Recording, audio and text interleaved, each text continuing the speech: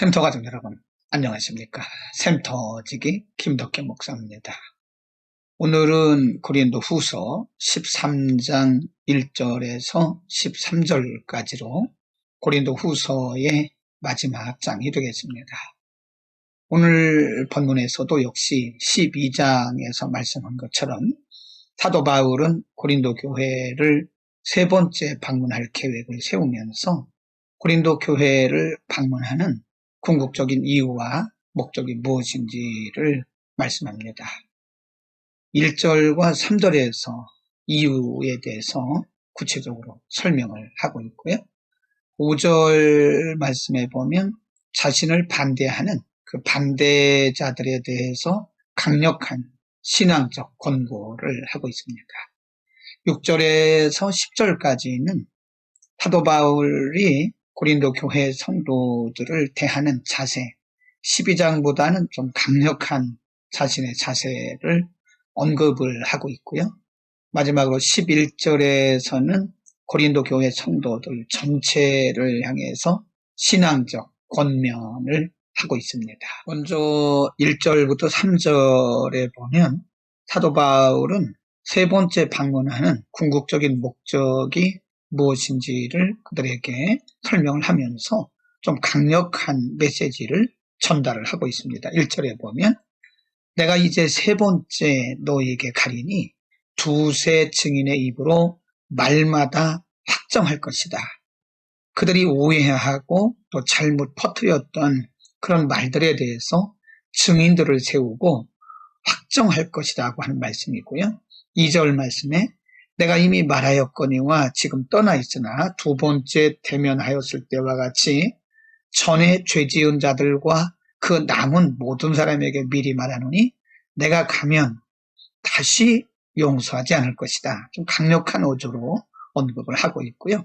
3절 말씀에 이는 그리스도께서 내 안에서 말씀하시는 증거를 너희가 구함이니 그는 너희에게 대하여 약하지 않고 도리어 너희 안에서 강하시니라 라고 좀 강력한 어조로 설명을 하고 있습니다.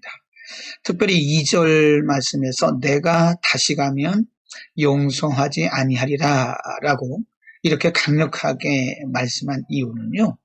그들로 하여금 그들 때문에 고린도 교회가 혼란스러워졌고 또 많은 이들이 복음을 받는데 장애를 입었기 때문에 그런 것입니다. 그 다음에 이어서 5절 말씀에 보면 이렇게 사도 바울에 대해서 오해하고 또 성도들을 혼란케 하고 반대한 그 사람들에 대해서 이렇게 강력한 어조로 또 권면을 하고 있습니다. 너희는, 여기 너희는 반대자들을 얘기합니다. 너희는 믿음 안에 있는가 너희 자신을 시험하고 너희 자신을 확증하라. 예수 그리스도께서 너희 안에 계신 줄을 너희가 스스로 알지 못하느냐? 그렇지 않으면 너희는 버림받은 자니라 라고 사도 바울은 반대하는 그리고 성도들의 신앙을 가로막고 교회를 혼란케 했던 자들에 대해서 강력하게 언급을 하고 있습니다. 6절부터 10절까지 해서 성도들을 향한 사도 바울의 중심을 표현하고 있는데요.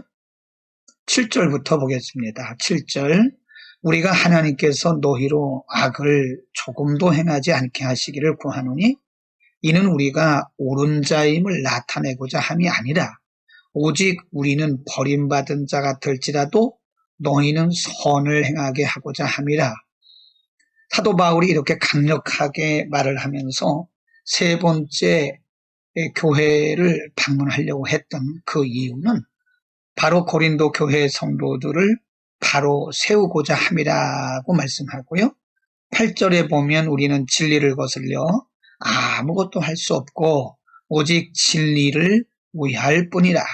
9절 우리가 약할 때에 너희가 강한 것을 기뻐하고 또 이것을 위하여 구하니 곧 너희가 온전하게 되는 것이라. 성도들이 온전하게 되는 것을 그렇게도 마음속으로 원하고 있다. 자신의 마음의 표현입니다. 10절 그러므로 내가 떠나 있을 때 이렇게 쓰는 것은 대면할 때 주께서 너희를 넘어뜨리려 하지 않고 세우려 하여 내게 주신 그 고난을 따라 엄하지 않게 하려 함이라 라고 고린도 교회 성도들을 향해서 자신의 중심이 어떠한 것을 밝히고 있습니다. 물론 1절에서 3절 부분에서는 사도 바울이 좀 강력한 어조로 언급을 하고 표현을 했지만 그것은 반대자들에 대한 언급이었고요. 일반적으로는 모든 성도들을 향해서 그리스도의 마음으로 그들을 향해서 간다라고 언급하고 있는 것입니다. 이제 11절에서는 서신을 마감하면서 사도로서 또 그들을 신앙적으로 말씀으로 양육했던 양육자로서 아비의 마음을 가지고 그들에게 이렇게 권면을 하고 있습니다. 11절 마지막으로 말하노니 형제들아 기뻐하라. 온전하게 되며 위로를 받으며 마음을 같이 하며 평안할지어다. 또 사랑과 평강의 하나님이 너희와 함께 계시리라.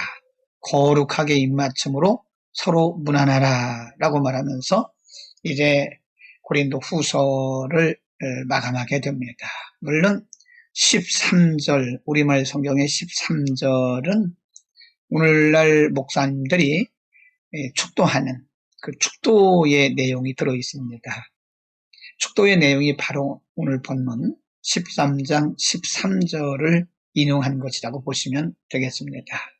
여러분 이제 고린도 후서를 우리가 마감하면서 우리는 고린도 후서를 통해서 고린도 교회 안에서 사도 바울에 대해서 오해하고 또 그로 인해서 교회가 많이 혼란스러워졌고 또 거짓 교사들까지 여기 합세하면서 고린도 교회가 상당한 상처와 그리고 성장하는데 많은 방해를 받았던 것을 우리가 상고를 했습니다.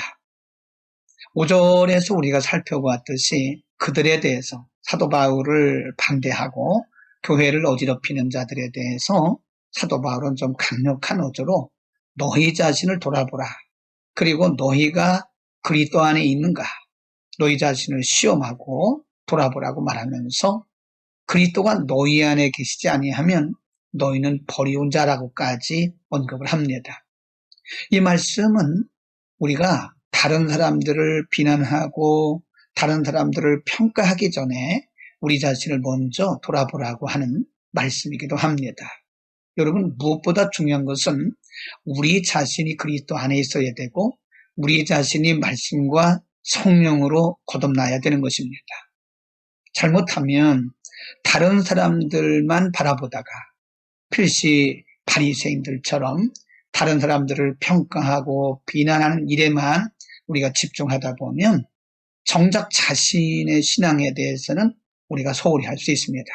무엇보다 중요한 것이 내 자신의 신앙을 돌아보는 것입니다. 11절에서 사도 바울은 고린도 교회 성도들에게 마음을 같이 하라고 마지막으로 권면하고 있는데요. 우리가 이미 공부했던 것처럼 고린도 교회 안에는 여러 가지 파당들이 있었습니다. 그렇게 많은 은사도 있고 그렇게 신령한 은혜를 많이 경험했으면서도 고린도 교회는 하나가 되지 못했기 때문에 풍성한 열매를 맺지 못했던 것입니다. 여러분, 우리는 그리스도 안에서 하나가 되어야 됩니다.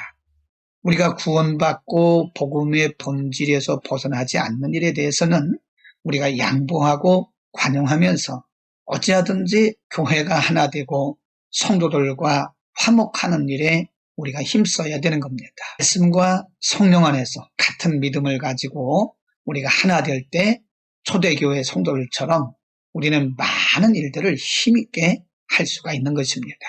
여러분, 그리스도 안에서 하나 되는 아름다운 공동체, 아름다운 가정, 아름다운 사회가 될 수 있기를 위해서 우리가 서로 기도하면서 우리 자신을 희생하고 드립시다. 기도하겠습니다.